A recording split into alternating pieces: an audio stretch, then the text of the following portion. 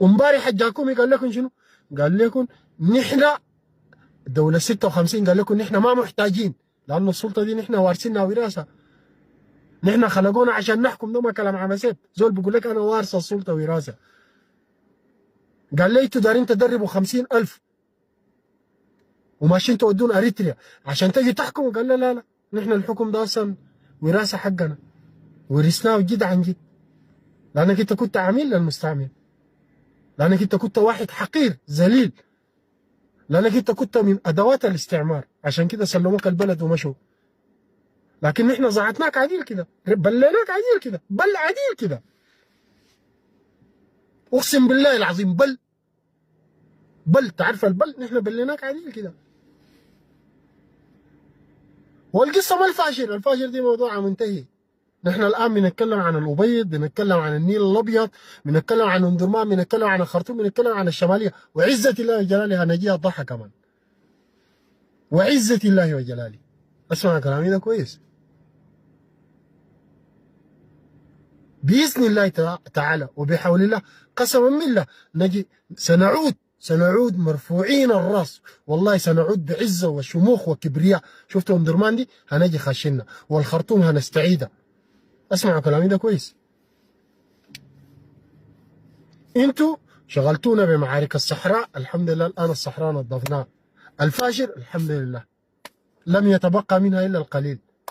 جبتوا لنا الفلنقايات في الخوي درشناه ليكم. الآن نحن يا أخوي بنعيش، نحن الآن بنرتب في حالنا، الآن نحن بنعيش في يعني أقدر أقول لك في أبها. يعني الآن الدعم السريع ده الليلة أنا بتكلم معاك، الليلة الدعم السريع ده، الليلة الدعم السريع ده في أبها قوته، وفي أعز مجده. الآن هسه الدعم السريع أنا بتكلم معاك الآن الدعم السريع ده الليلة قسما بالله الدعم السريع قوي. والليلة الدعم السريع رجع زي يوم 15 أبريل. أنت الكلام ده لو ما عارفه أعرفه، ما أنت عارف الكلام ده، واعرف انه نحن الان قاعدين. انت ما بتعرف نحن قاعدين نعمل شنو، انت ما بتعرف نحن قاعدين نعمل شنو، ولا بتعرف نحن قاعدين نرتب شنو. نحن المعركه دي قاعدينها نحن، ما قايده انت. رسنا المعركه دي قاعدينه نحن. يوم نقرر ندقك في الفاجر ندقك، يوم ان نقرر نصل لك اي حته المعركه دي نحن. وبكره اتوقعنا ممكن نصل لك من الدبه، ممكن نصل لك من كريم، ممكن نصل لك من اي حته. لكن انتوا حقيرين، انتوا ذليلين، انتوا لا ده طردوكم حديق قال لكم ما دارين لكم. هسه عليك الله في مهانه وفي مذله اكثر من كده. احنا والله ما كنا عارفين، لو كنا عارفين كان خلينا الدعم السريع بل الناس ديل. احنا ما كنا عارفين، ما كنتوا عارفين شنو يعني. انتوا ما كنتوا عارفين شنو؟ انتوا ما كنتوا عارفين انكم انتوا ما مرغوب فيكم، انتوا ما كنتوا عارفين انكم انتوا ادوات، انتوا ما كنتوا عارفين انكم انتوا مجرد فلنقايات، انتوا ما كنتوا عارفين انكم انتوا تشادين، انتوا تشادين، انتوا ما تشادين. انتوا هسه قاعدين نفسكم شنو؟ انتوا قاعدين نفسكم سودانيين؟ هسه ما سمعوا كلها؟ هسه ما قال لكم ما نشارككم. طالع كامل ادريس لف الحبل عشان شنو؟ عشان ما اداكم وزاره. هسه انتوا عليك الله عندكم قضيه؟ ما يا اخواننا، عشان كده نحن قاعدين نتكلم مما بدات الحرب دي. قلنا القضيه دي قضيه بتاعت مبدا، وقضيه بتاعت حق، وقضيه نحن صراعنا ده ما صراع سلطه، ما مش لانه صراع بتاع سلطه، ولا صراع بتاع والله شالوا بيتي وشالوا عربيتي. نحن صراعنا الصراع بتاع وجود. زول بيقول لك انا وارث الدوله دي، زول بيقول لك انا مليوني الدوله دي حقه دي. زول ماشي يدرب 50,000، انت عارف 50,000 دي ماشي تدربها مش للدعم السريع، ماشي تدربها لك انت بتاع الحركات المسلحه ده. انت ما عارف الكلام ده؟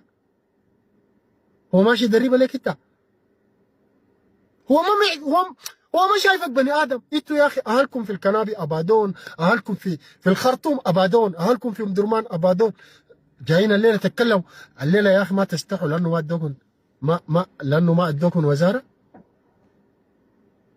عليك الله هسه ما تستحوا من نفسكم، عليك الله ما تستحوا.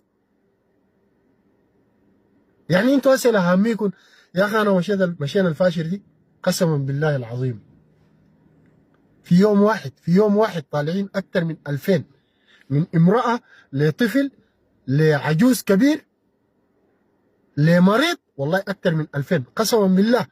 قسما بالله الناس دي طالعين شايلين معاهم شنو؟ شايلين معاهم الانباس. الانباس. وقسما بالله انا شفته عديل كده. انا زمان كنت قايلها اكاذيب لما قالوا الناس الفاشل بياكلوا الانباس. قسما بالله انا شفتها بعيني ده. الامراه الصوره كابوري وقاعد معاه بيتونس معاه دي، والمره دي بتبكي. قسما بالله شايله كيس فيه كنفوت. تعرفوا الكنفوت شنو؟ الكنفوت ده قشر العيش. العيش ده لما يشكوه عندنا في دارفور بيطلع قشره بسموها الكنفوت، زايد الانباس. والله العظيم المره دي بتاكل في اولادها كنفوت وبتاكل في اولادها انباس.